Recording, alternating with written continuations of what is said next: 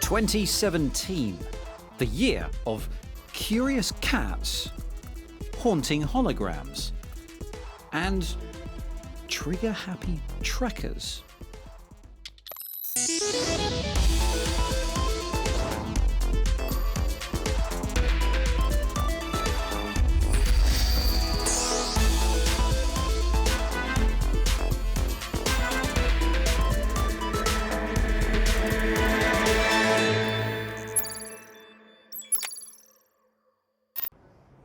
Hi there, it's time to look back on the year in tech, and as 2017 fades away, we could tell you about all the technology news that's happened. The hacking, the launching, the automatic driving. But that would be just like last year, and come to think of it, the year before that. So we'd prefer to share with you some unforgettable memories from our year on Click, as we've travelled far and wide to bring you some extraordinary moments. And we start with a personal highlights for me. Back in October, we travelled to Japan and we got rare access to see how robots are helping with the dangerous task of cleaning up the Fukushima nuclear power plant after its meltdown in 2011. Scary? No.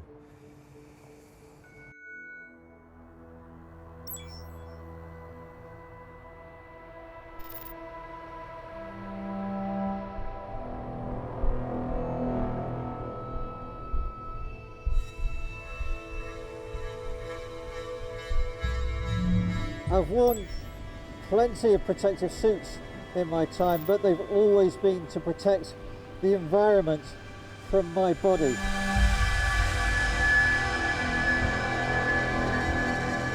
This time it's different.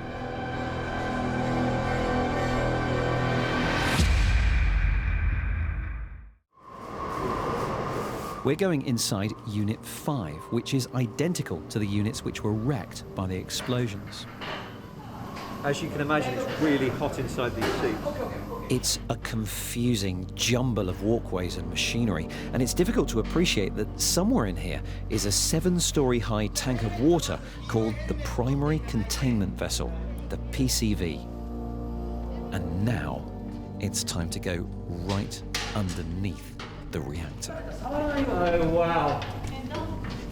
They think what happens after the meltdowns is that the molten fuel just burned through the bottom of the PCV and came down here onto what's known as the pedestal.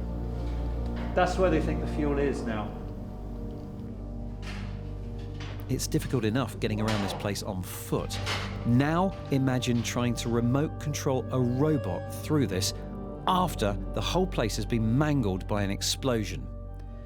Oh yes, and do it in the dark. This is Scorpion. Its mission was to hunt for fuel in Unit 2.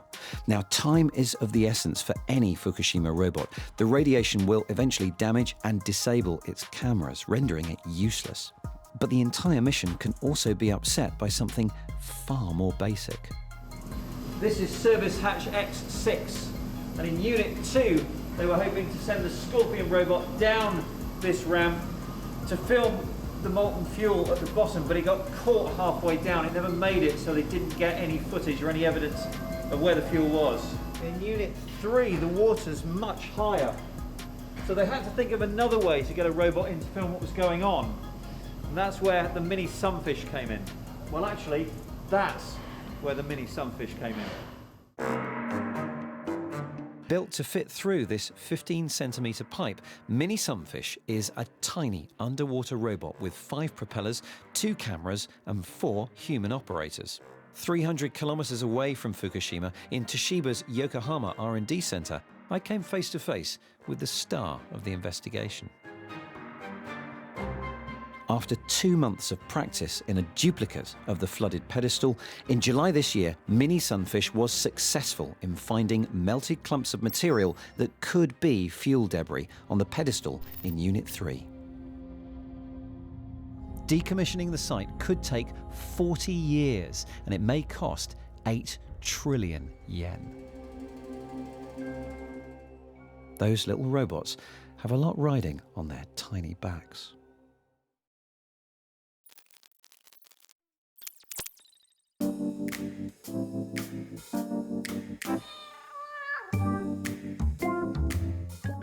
wondered what cats get up to when no one's there? Meet Roxy and Zara, who seemed agreeable to taking part in some gadget testing. Oh, sorry. If you've ever wanted to watch, talk to, or even play with your cats when you're not with them, then this could help. Once the device is connected to your home Wi-Fi, you can log in via the app anywhere you can get your phone online. There's a laser game to play, snacks at the tap of an icon, and a function to proudly make and share videos and cat snaps.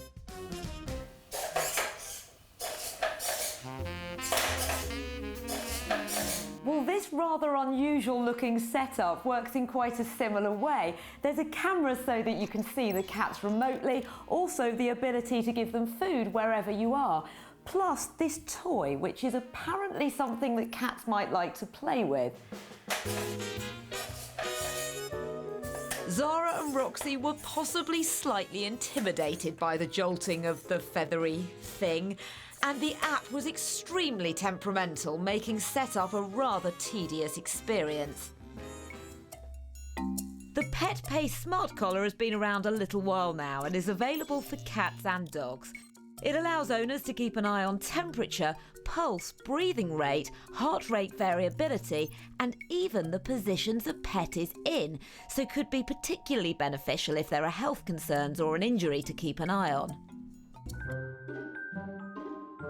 Meanwhile, there seems to be a game of cat and mouse going on here, the latter played by a remote control rodent.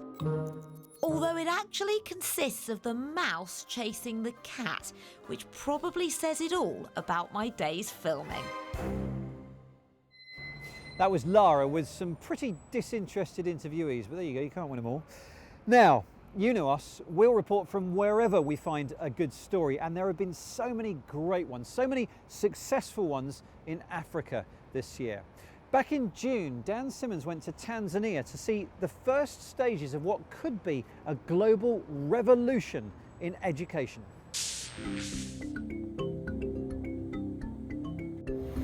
Sitting.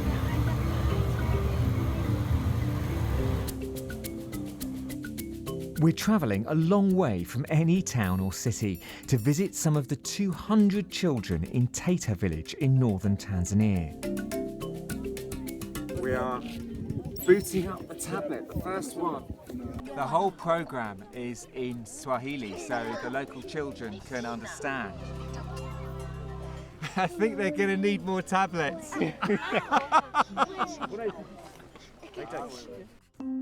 Taita is one of about 150 villages in Tanzania chosen as the test bed for the Global Learning X Prize. Within a few months, 4,000 tablets will be given out. The challenge to teach 7 to 11-year-olds to read, write and do maths over the next year. The most effective app will win $10 million. The prize here, though, will be much more valuable. Older children can walk up to 4 hours to get to and from school. For younger ones like 7-year-old Amina, that's simply too far. She's been lucky. She's one of those that's been chosen to take part in the X Prize challenge. At the start, she's not seen a tablet before, so she's not used to touching screens. And when it comes to reading, she doesn't know more than 1 or 2 words in a sentence. But John, who's with the project, thinks the tablet will help her eventually to read fluently.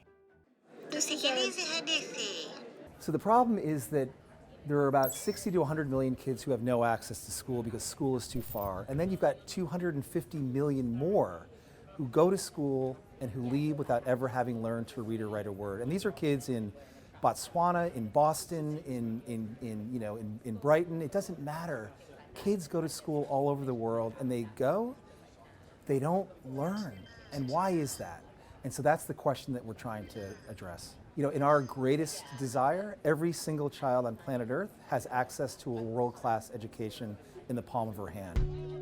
We're hoping to be back next year to see how the teams get along, but for now, it's time to say goodbye. We've brought some biscuits to say thank you, and suddenly the difficulties the team will face when they arrive become clear. With just 20 or so tablets per village, there simply won't be enough for everyone to take part. To reduce potential jealousy, the tablets will be locked to only run the educational software, but everyone wants one. A village mama has been chosen to settle any disputes. And the scheme's partners, UNESCO, will be asking some other important questions about tablets too. We are doing assessment of the social and emotional impact of such learning, because we expect quite some criticism from that side. We are engaging with the psychologists, anthropologists, educationalists to try to understand what does it do to the child. Is that an option that is ethical? Because children go to school, they are socialized also. It's not only the cognitive learning, it's learning much more, is learning to be part of the group. It's just like back at home. Now they've all got tablets. They're not really talking to anybody.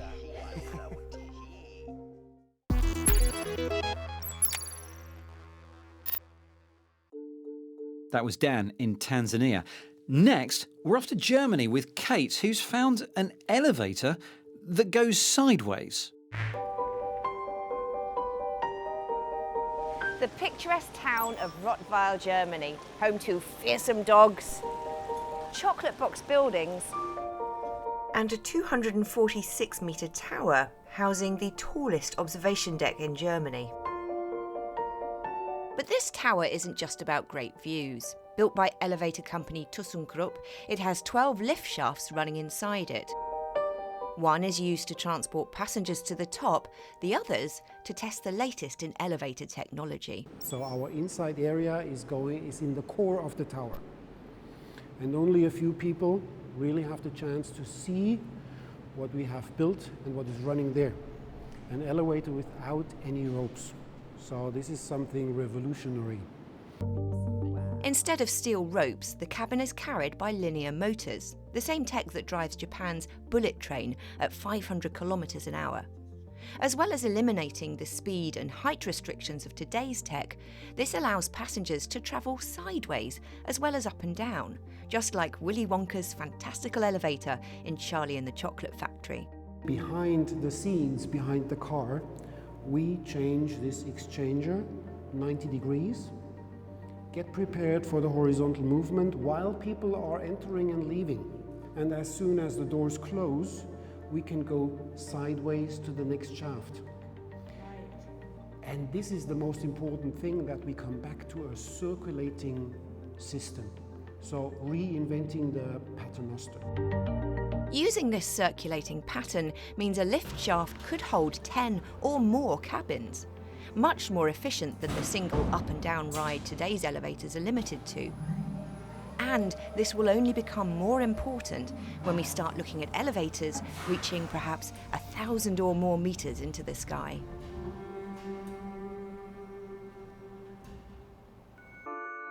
That was Kate going sideways.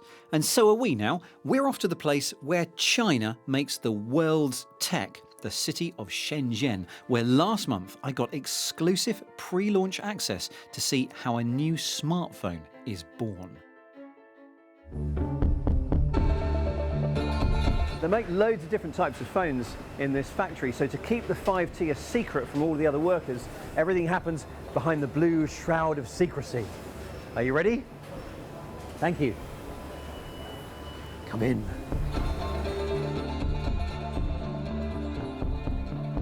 Welcome to production line 27. The phone starts life as just a tiny camera there, and then it's gradually assembled around this U-shaped production line, which means by the time it gets to the end, it's a fully featured phone, just about there. This is the reason China has come to dominate electronics manufacturing. A ready supply of a disciplined, relatively low-cost workforce. Each person here has one unique job, which requires concentration, speed, and precision. A single speck of dust caught in the camera lens, and the finished phone will be rejected. What I found most surprising about this is it's all people. I would have thought with this kind of high-precision job, these phones would have been built solely by machines, but it's pretty much all humans. This is where an unlucky few phones are pulled off the production line to check extreme tolerance. That breaks my heart. Elsewhere, other test phones escape that big plunge, but instead are dropped 5,000 times each. Others have their charging ports wiggled and buttons pressed 10,000 times. With the launch over, OnePlus will nervously await the first reviews and, more importantly, the advance orders. And they will decide whether these people will be joined by hundreds more or not. A fascinating glimpse behind the curtain there in China. And now it's time to leave Earth entirely for a few minutes to remember how the Click crew explored the final frontier in VR.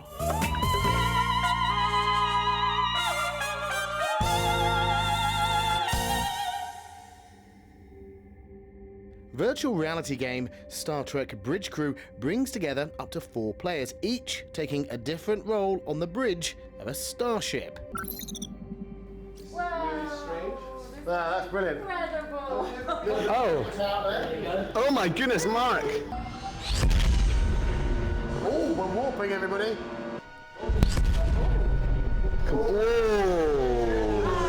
That's pretty, isn't it? Wow.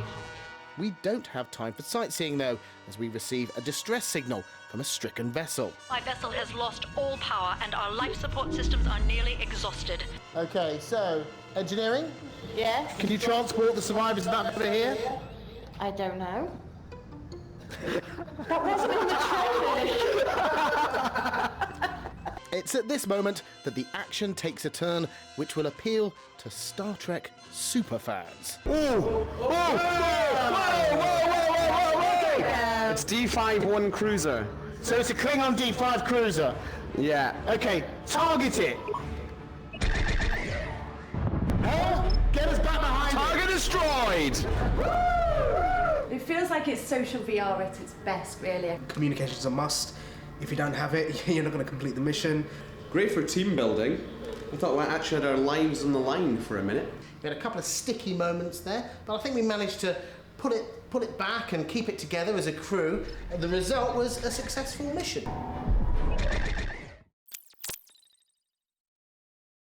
Now, one thing we love to do on Click is to look at how things might change significantly in the future. And one area that we think is about to pop onto the scene, and possibly onto many people's plates, is lab-grown meat.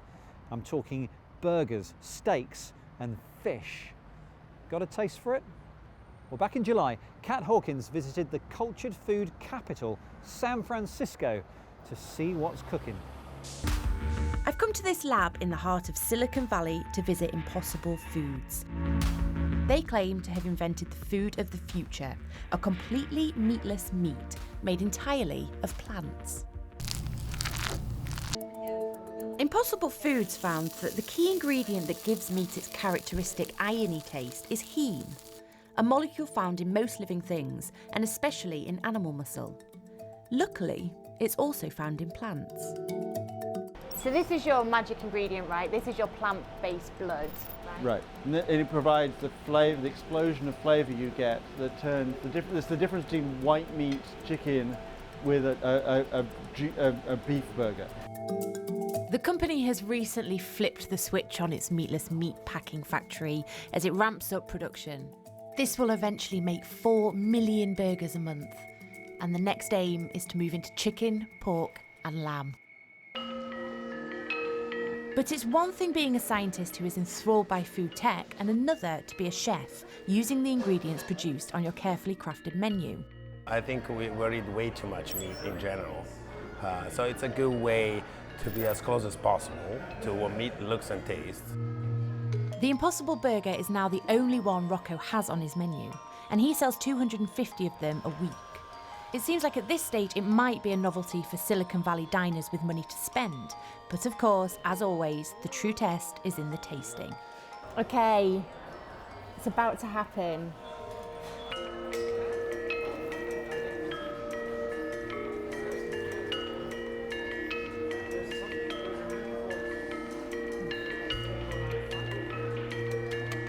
really good. The texture is just like meat. It doesn't taste like minced beef. It's like mushrooms, but I know there's no mushrooms in there. What comes across talking to Rocco, though, is how important it is for his customers that the flavour is close to meat while still being ethical.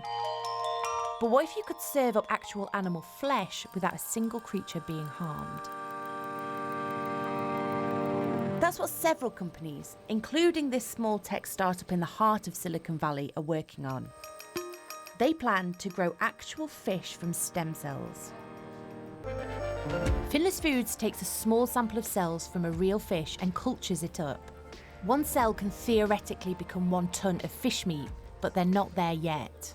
We'll be on the market in 3 years with products that are a new version of fish that people haven't had before. And then in 5 to 6 years, we'll have steaks and fillets, just like the fish that you currently eat at a supermarket, just like what's inside of a fish that you'd normally see in the ocean.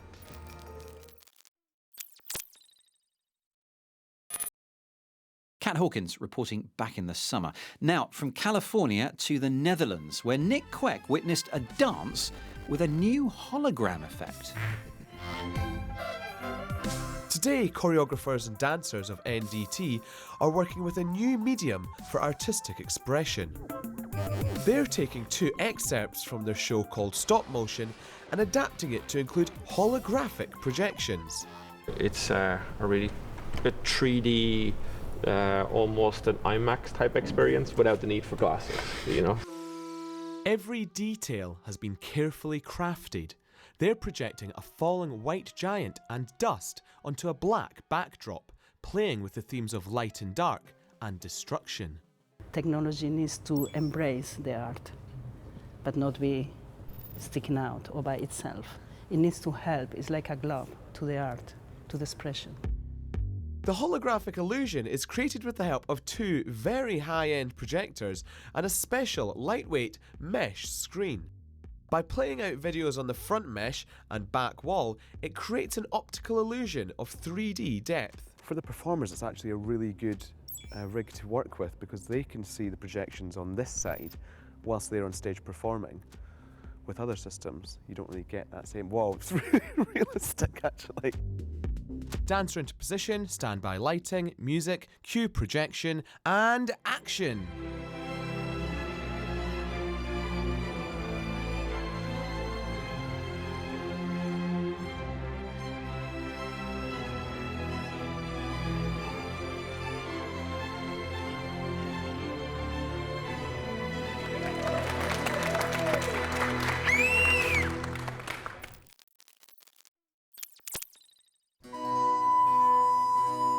And after all that globetrotting, I have to say there's no place like home. There's no place like home. There's no place like home. There's no place like home.